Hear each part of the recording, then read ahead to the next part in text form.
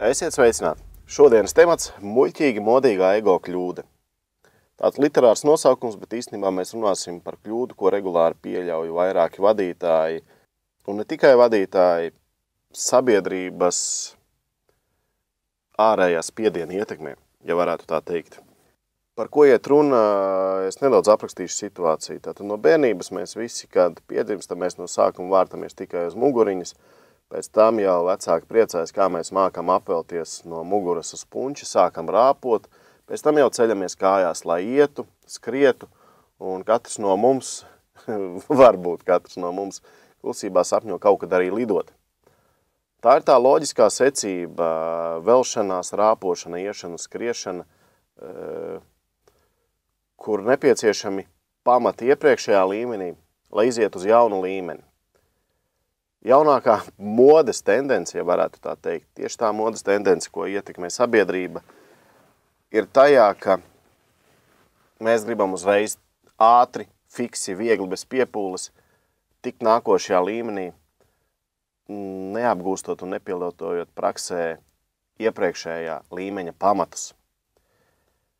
Bieži vien, kad iet runa par kaut kādu konkrētu apmācību tematu, cilvēki meklē kaut kādus jaunus super-puper risinājumus. Risinājums, kas parasti tiek meklēt varbūt nevis risinājumu, bet iespēja paslinkot. Tas tāpat kā Topshop reklāmās, nopērciet mūsu jostu, aplieciet ap vēdera, guliet gultā, skaties televizoru, uzgauziet čipšus, galvenais ieslēdziet aparātiņu, un jums būs super-puper vēdera prese. Kaut ko līdzīgu cilvēki sāk meklēt arī personāla apmācībā. Un, protams, tur, kur ir pieprasījums, tur rodas arī piedāvājums, un rezultātā es negribu saukt nevienu treneri, neko, un lai tas paliek uz viņu sirdsapziņas, bet ir ļoti daudz programmas, kas ir izveidotas tikai, lai ieliktu ķeksīti, lai klients programmas ietvaros justos labi, ērti, lai viņam būtu ūdens, kafija un karstmaizītes pārtraukumos, un vispārējais jau ir tikai sekundārs. Tātad pamati. Pamati ir jāzina. Un par to zināšanu ir tā, es jums izstāstīšu situāciju, kas ar mani notika gadus 2-3 atpakaļ. Bija vadīt prasmes programma, un pašā programmas sākumā, var teikt, pie manis pienāca komandas vadītājs, jauns kungs, aptuveni 22-25 gadi vecumā, un teica, vai es kaut ko zinot arī par negatīvo sinerģiju. Es viņam teicu, ka kaut ko jau zinu, bet mēs par to parunāsim programmas noslēgumā, bet bija tā, ka tā bija tāda diezgan sarežģīta un, varētu teikt, arī psiholoģiski smaga praktiskā programma, kā ietvaros šis jaunais vadītājs aptuveni pēc 5-6 stundām sāka zaudēt pašmotivāciju.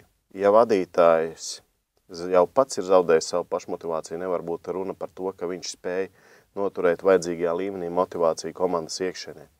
Tātad dubultā kļūda. Un šeit arī rodas tā visa lieta, nav jēga runāt par gudriem tematiem, ja pašos pamatos mēs visi gāžamies ārā. Tātad zināt nenozīmē spēt to izdarīt. Vecā patiesība, uz kuras mēs daudz iekrītam akal un akal. Un rezultātā ļoti daudz cilvēki paliek līdzīgi šim smukajam pērtiķītim ar foršu iPhone rokā. Viņiem pašiem liekas, ka viņi ir svarīgi, bet īstenībā no citu skatu punkta, it sevišķi bieži vien no padoto skatu punkta, viņi atgādina tieši šo pašu pērtiķīti. Pirms jūs kaut kur lecat kaut ko tālāk, izvēlieties un padomājiet, vai jūs pašos pamatos jau visu darat to, ko vajag, ja nepieciešams uz papīra uzrakstiet. Teiksim, ja jums ir problēmas ar laika vadību, uzrakstiet uz papīra lapas laika vadības 5 galvenos pamatprincipus, un pastieties, vai jūs tos izmantojat savā darba ikdienā. Ja nē, nav jēga skriet tālāk, kamēr jūs neesat apguvuši pamatus praksē. Tātad apakaļ pie pamatiem un tikai tad lecam uz priekšu. Nepieļaujam muļķīgas kļūdas, jo tā mājiņa, kas nav būvēta no pamatiem uz augšu, bet no jumta uz mazām brusiņām ar laiku sabruks. Uz redzēšanos līdz nākošai reizei.